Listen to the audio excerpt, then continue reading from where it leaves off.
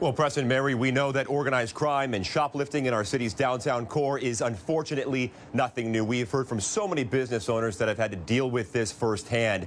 And right now, a misdemeanor arrest doesn't mean that you're going to go to the county jail, which means just about everyone that was cited in this operation was free to go.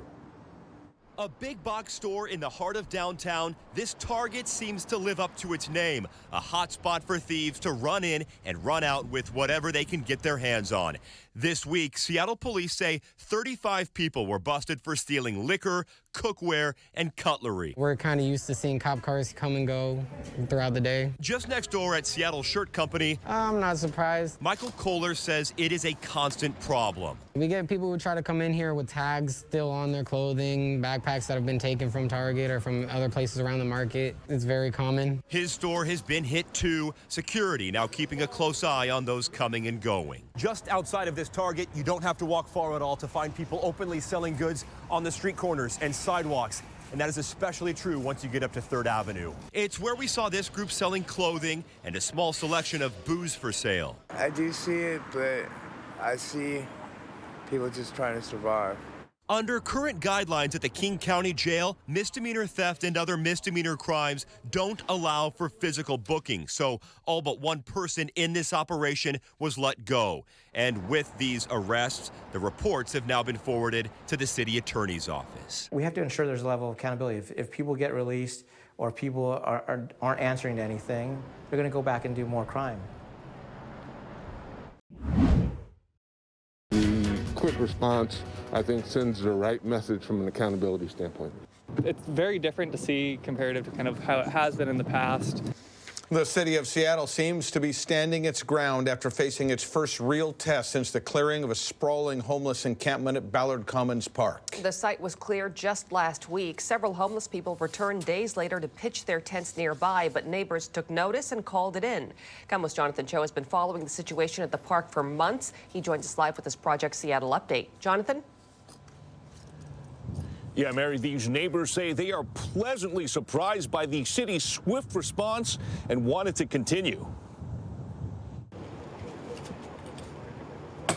This morning, the Parks Department, accompanied by police, asked several people living in tents to move off the sidewalk along Northwest 57th Street, and they did. The quick response, I think, sends the right message from an accountability standpoint. On Tuesday, we counted at least 6 tents pitched along the perimeter of the park. Just kind of coming back generally to the area. There were also a few right across the street in front of the public library, but those are now gone as well. It's very different to see comparative to kind of how it has been in the past, and just the speed at which everything has been moving as of late. By all accounts, the city moved in and enforced the illegal camping rule in less than 24 hours of the first complaints coming in. Did you think the city would move these tents out so quickly?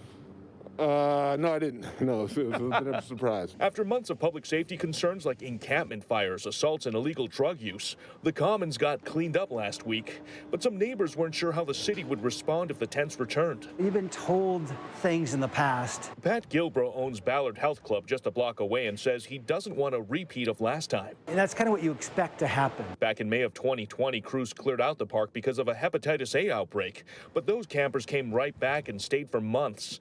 Neighbors slammed city leaders for allowing it to flourish, but this time around, at least 60 people were placed into housing or shelter. I don't control Seattle Police Department or the Parks Department, but it is my understanding that there will be an increased presence here. Councilmember Dan Strauss represents Ballard and says crews from the Parks Department will be out here more often to monitor what's happening. And neighbors are also being encouraged to call in complaints about tents if they see any pop up. Is that a hopeful sign? As long as they're doing something to help the transient population, yes. Governor Inslee says the state's economy is doing so well that he's proposing more money be spent on homelessness, salmon recovery, and climate protection. But KOMO's Keith Eldridge reports there are also calls for the governor to use some of the money for tax breaks. The governor says despite the pandemic, the economy is going strong and income for the state has grown steadily over the last several months. So much so that he's proposing to increase the state budget to $62 billion. With $800 million to fight homelessness, $248 million to fight poverty, $187 million for salmon recovery, $626 million for climate protection, and $900 million for schools. It may be a short session, but it is a long list of crises that requires us to act with urgency. But with so much extra money coming in, perhaps $8 to $9 billion, Republicans in the legislature say it's time to give people tax breaks. I'm looking for tax relief. I think with the way that this inflation is going at a nearly 40-year high, it's time for tax relief. If this isn't the year to give back some money to Washingtonians, I don't know when it is. The governor says the state's growth may not last. And folks who get stars in their eyes and think that this revenues continue to come pouring in is totally unrealistic. But the top Democratic budget writer in the Senate says some relief is in the works. I think there's tax relief still related to COVID that we need to be looking at holistically. So things like the unemployment insurance taxes and the paid family medical leave taxes, and whether we want to help pay down some of the liabilities that are in those funds. But the governor's budget proposal is just that. It's a proposal. It now goes to state lawmakers who will be back here to convene in Olympia with a session on January 10th. In Olympia, Keith Eldridge, KOMO News. As far as the pandemic and the spread of the Omicron variant, the governor says he does not foresee any need for further restrictions unless hospitals get overwhelmed with COVID patients. Happening right now, a local high school dealing with a COVID-19 outbreak. Kennedy Catholic's principal believes it could impact the holidays for students, so he canceled classes for today. We know that Christmas break is an important time for you to gather with family and friends, and we do not want to jeopardize the health and safety of our community. So we have made the difficult decision to postpone school tomorrow. The school's principal confirmed 12 of his students testing positive for the coronavirus. He says several of these cases just surfaced recently. He adds this situation is just too risky for students and staff to hold classes for one more day before the winter break. The principal strongly urges vaccinations for the unvaccinated and boosters for those who are eligible.